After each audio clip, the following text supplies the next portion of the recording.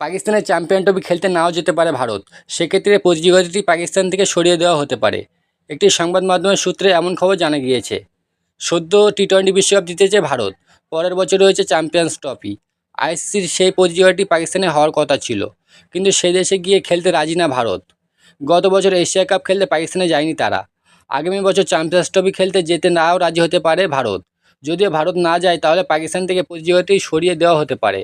পাকিস্তান থেকে সরিয়ে শ্রীলঙ্কা বা দুবাইয়ে চ্যাম্পিয়ন্স ট্রফি আয়োজন করা হতে পারে। ভারতীয় ক্রিকেট বোর্ড আগেই জানিয়েছিল কেন্দ্রীয় সরকার অনুমতি দিলেই তবেই পাকিস্তানে পাঠানো হবে রোহিত শর্মাদের। যদিও ভারত না যায় তাহলে বিসিসিআইকে ইংল্যান্ড এবং অস্ট্রেলিয়া যাওয়া হবে না বলে ওই সংবাদ মাধ্যমের সূত্রে জানা গিয়েছে। পাকিস্তান ক্রিকেট বোর্ড ইতিমধ্যে আইসিসিকে চ্যাম্পিয়ন্স ট্রফির প্রস্তাবিত সূচি জমা দিয়েছে। সেই সূচি অনুযায়ী পরের বছর 19শে ফেব্রুয়ারি শুরু হবে চ্যাম্পিয়ন্স ট্রফি। ফাইনাল হবে 5ই মার্চ। ভারতের সব ম্যাচ হবে লাহোরে।